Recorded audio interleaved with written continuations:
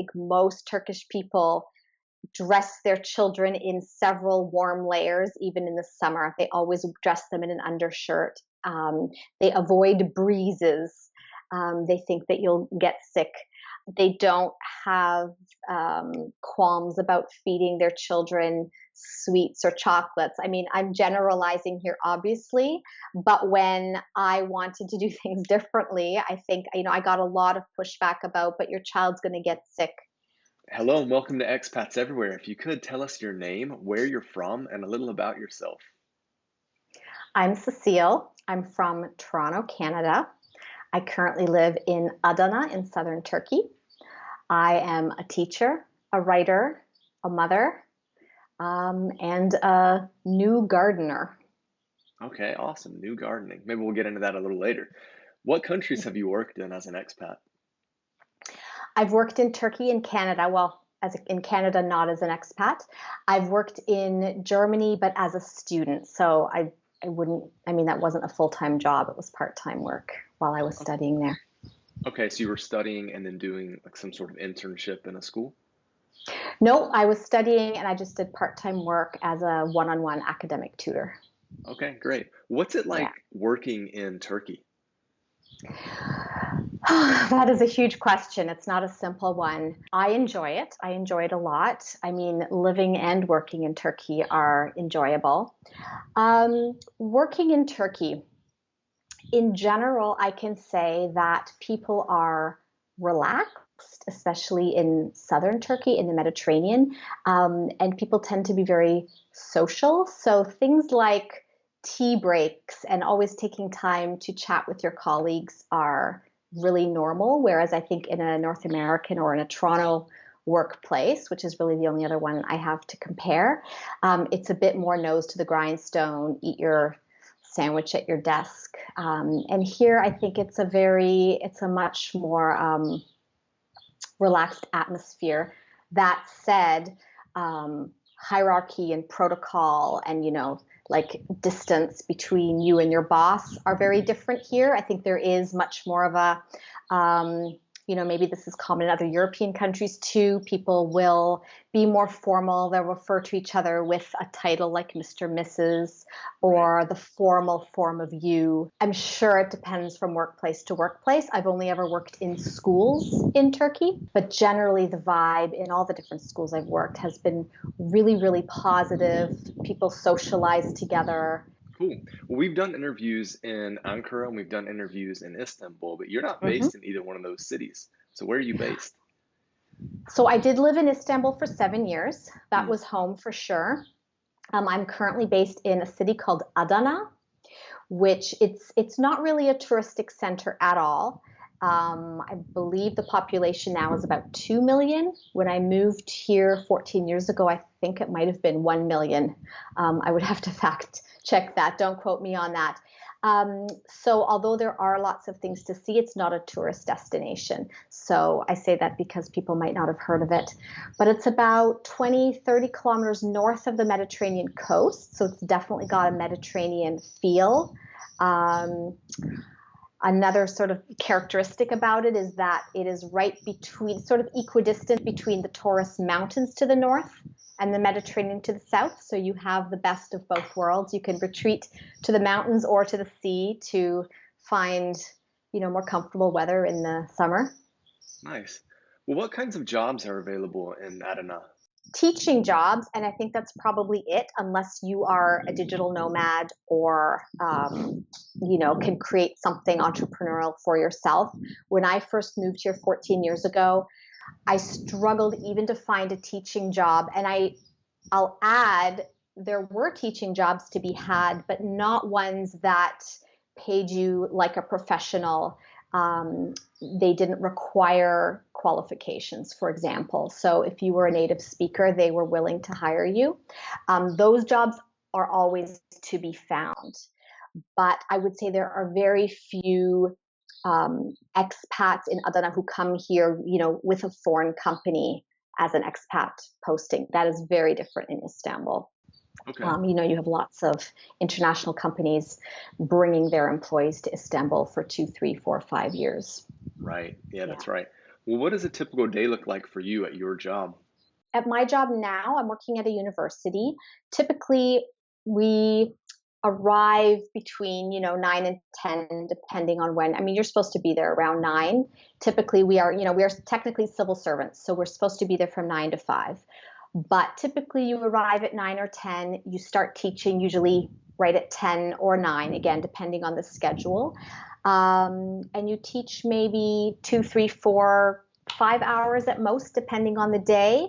And then usually around 4 o'clock you go home. The job I have, you pretty much, you leave it at work. You don't take your work home with you. So I'll say maybe teach a class in the morning, have lunch with my colleagues, teach another class in the afternoon, and then that's it. But having taught in a K to 12 school for 10 years, I taught in 2 different K to 12 schools.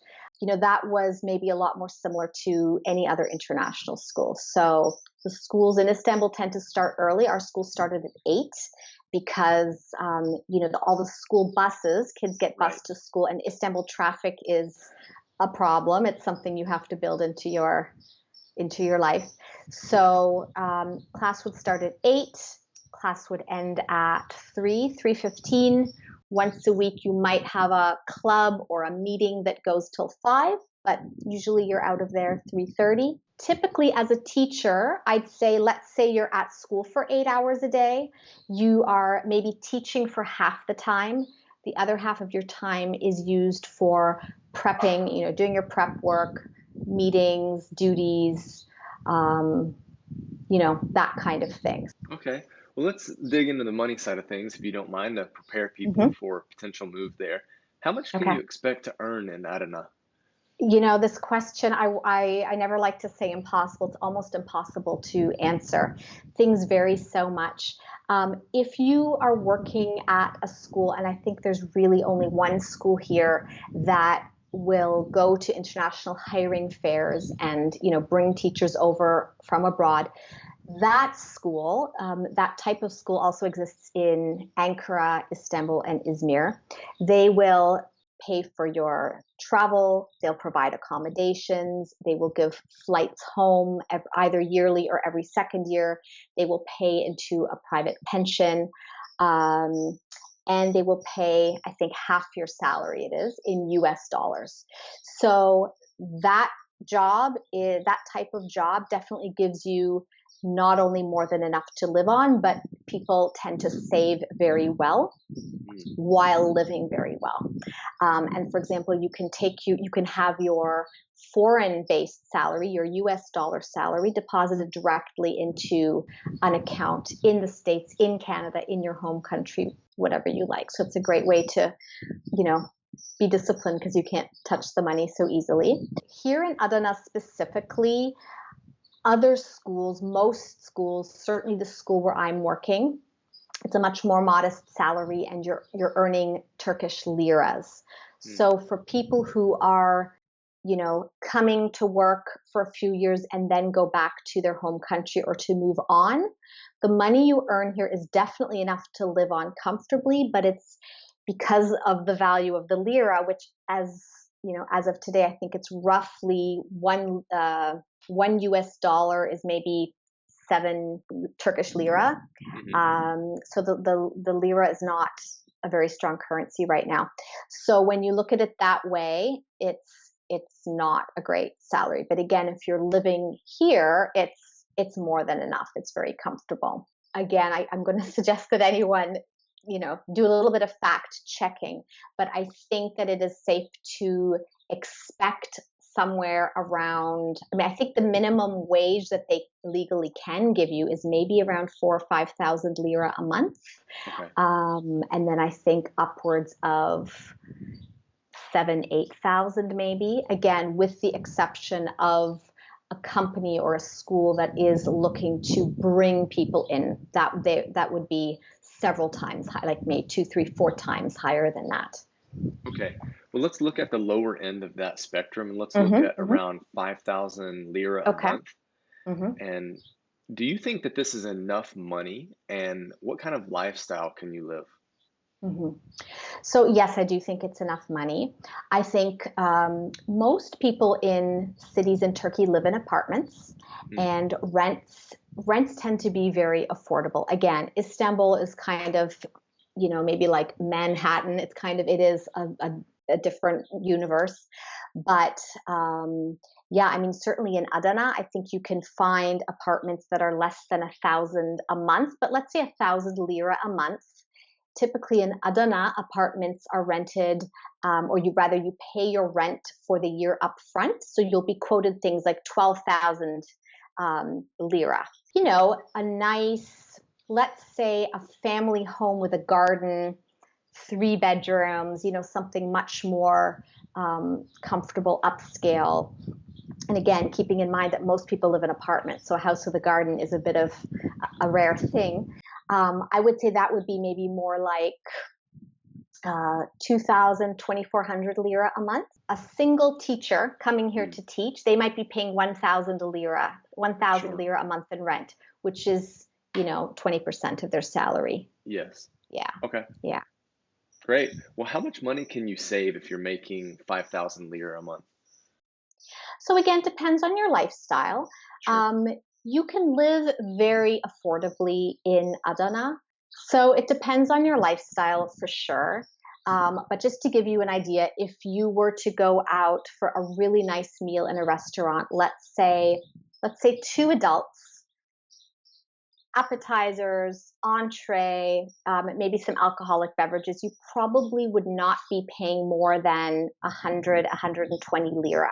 But let's say you've got your cell phone bill. Again, you can, cell phone bills here I think are not that expensive. So let's say maximum 100 lira a month, but you could certainly get plans for 30, 40, 50 lira a month, and there's free Wi-Fi everywhere.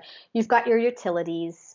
You might have some kind of a condo fee depending on your rental situation. It could be 50 lira a month, 100 lira a month. Natural gas, electricity, and water won't add up to much if you're one or two people in an apartment.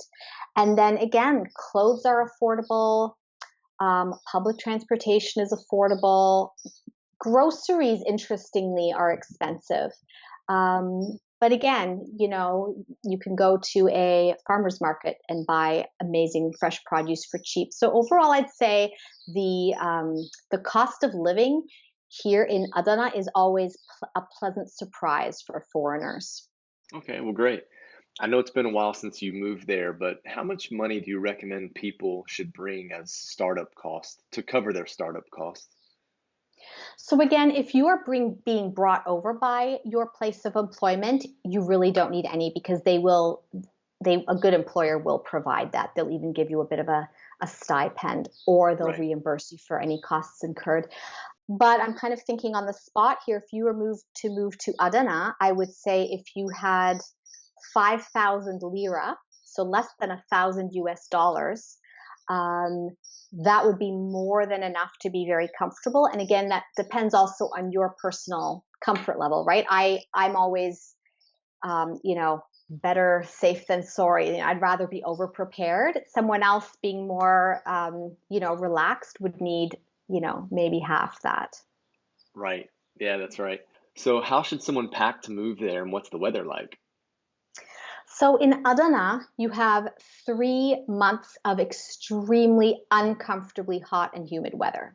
That's the first thing everyone needs to know. July, August, September are extremely uncomfortable. If you're by the seaside, it's a little bit more bearable. You can go to the mountains and it's lovely. It's like a perfect Canadian summer. Um, the rest of the year is lovely. So, growing up in Toronto, where the weather is very changeable because of Lake Ontario directly to the south, the weather can vary tremendously even within one day. And the weather report typically will tell you, 3 different times of day and what the weather will be. Mm, Once I moved to Adana, I realized I didn't have to check the weather anymore. It's the same every day. Blue skies, rarely a cloud in the sky. It's really quite perfect. love it. Now, the winter months are quote unquote the rainy season, but it is not when you think of the monsoons, it's not like that. T-shirts for sure, a light jacket, for the winter, a winter jacket, but certainly you don't need a hat and mittens and a scarf, and you don't need a jacket that's suitable for skiing. Just a winter jacket is enough. Okay. You don't need snow boots. Right. Well, since you're not in the two kind of more major cities in Turkey, I'd be remiss to not ask you this question. Are there any things that you can't find in Adana that you recommend people should bring? And if there are those things, how do you cope with them? Do you just go to Istanbul and pick them up, or do you have people ship them to you? So when I moved here 14 years ago, and I should add that Adana was really the only part of Turkey I knew. So I assumed this is just what all of Turkey was like, which is not the case. There were many things I couldn't find here. I couldn't find filter coffee. Everybody drank instant Nescafe. I couldn't find celery. I mean, strange things, peanut butter. But 14 years have passed, and I actually can't really think of anything that you can't find here. Now, I say that also aware that I have adapted so much to the Turkish culture that there are probably things that I've just stopped missing or stopped looking for. I mean, I really enjoy European cheese and wine. And for example, that's something you have to search a little bit harder for. I mean, Turkish wine is available widely, but again, you need to try different wines out for your taste. But I mean, now you could find you can find sushi, you can find pizza, Mexican food. That might be one thing that's really hard to find. Or if you like Indian food, Korean food, some of the more specific ethnic foods, that's harder to find. But I think you can find the ingredients. In Istanbul, you can find anything. There's nothing you can't find. Yeah, for sure. Well, let's switch gears and let's talk about safety. Is it safe there, and do you feel safe on a personal level? So I feel extremely safe in Turkey as a whole, and in Adana in particular. I will say that 3.5 years ago, when we made the decision to leave Istanbul, it was for safety reasons. I had begun to feel extremely unsafe.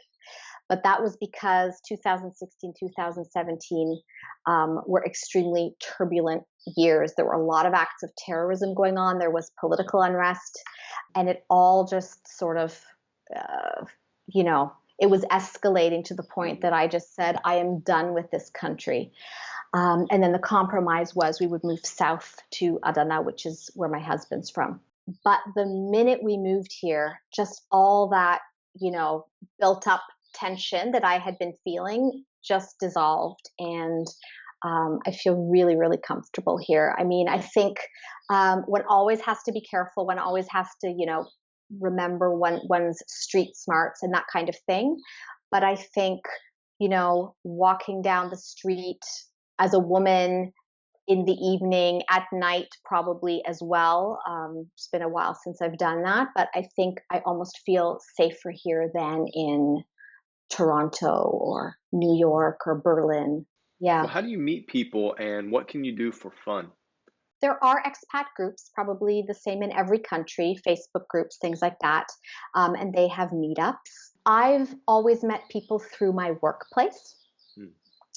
Also, as a mother, once my kids started preschool, I, of course, my social circles really expanded because then I met the parents of the other children of my kids' classmates. Going out for coffee, going out, for meals is something people do. Again, depending what you like, there are football games, soccer matches, there are shopping malls, concerts, museums in Istanbul for sure. Adana, not as much. But if you like jazz, if you like, I don't know, like you can find more niche-y things. I think the more you try to get involved with something that is in your particular interest area, then the more likely you are to start meeting things. Language would potentially be a barrier, but not an insurmountable one. I mean, Turkish people are really, really friendly. They love foreigners. They're very curious and open. And, if they overhear you speaking a foreign language on the street, they're likely to come up and, ask you where you're from. Oh, that's great. Yeah. And, the average person doesn't have great English, but every Turkish person learns English in school for, I think, pretty much their entire, 12 years of high school to some degree at least. So everyone has some kind of a foundation. Okay, well, I mean that's helpful being English speakers. If you could tell us how's the healthcare, and would you feel comfortable getting a procedure done there? hmm I would feel comfortable having a procedure done here. I've had 3 children in this country. So there is a 2-tier system here. There's the public health system and the private. You have a lot of medical tourism in Turkey. So the best private hospitals are better than any hospitals I've ever seen in Canada or in Germany, which is where my experience lies. But unfortunately, I've had some experience in public hospitals where my first impression was, I feel like this would be a scene out of a movie in India. Mm, So I think it varies. When my first son was born, I had him in a state hospital. There were no private hospitals, and all his care was through the public system, and it was fine. Like, it was really, I was never uncomfortable. But when we moved to Istanbul, and I tried to, he was 9 months old, and I tried to get his 1-year vaccinations at a public hospital in Istanbul, it was night and day. And I think Istanbul, being as crowded as it is, and the public hospitals are just, overburdened, that's when I switched to using my private health insurance, which my employer provided, and I did everything in the private system. But now that we're back in Adana, I'm using both public and private. Things are very modern here. Certainly, the private hospitals and private clinics use the latest technology. I mean, they spend the money, and I think if you're comparing it to costs in the States, it's still really affordable. So I'd say it's good. okay, well, cool. Before we wrap up and we talk about the pros and cons of living in Adana, I did want to let our viewers know that we have done a video on your channel. And if you could tell us a little bit about your channel, and if you guys want to know about my life and how I got started as an expat and my expat life, you can pop over to her channel and check out that video. We'll have it in the description section below as well. So if you could tell us how people can get in touch with you and what your channel is all about. Thank you. Yes. So my channel is called From Canada to Adana. And by searching that in YouTube or searching my name, Cecile Pop, you should be able to find it. One series I have going there is Expat Conversations with expats, a little bit like what we're doing here, but discussing some of the themes or the issues that come up with expat life. So we typically will talk about, making connections, making friends, repatriation, raising multicultural or bilingual kids. We'll talk about some of those issues. I'm also starting a series on that channel. What am I going to do with all this blank? And the blank is usually some food item. So living in southern Turkey, where fruits and vegetables are in just such incredible abundance, typically I find myself with a lot of something. The process of peeling and squeezing 30 kilograms of pomegranate and making pomegranate syrup, or making homemade cheese, or processing lemons, or making olives. We have olive trees, so things like that. That's going to be another series, and then we'll see where it takes me. It's a new channel. It's basically a little bit about Mediterranean life in Turkey. Cool. You guys head over there and check out the fun that's going on that channel. Well, if you could, we're going to wrap up here and we're going to talk about the pros and cons. What are the pros and cons of living in Adana, Turkey? The pros for me, for sure, have included um, learning to relax and loosen up a bit. The whole Mediterranean attitude and culture that I think is known so well around the world really has rubbed off on me. Life is slower and quieter in the best possible way.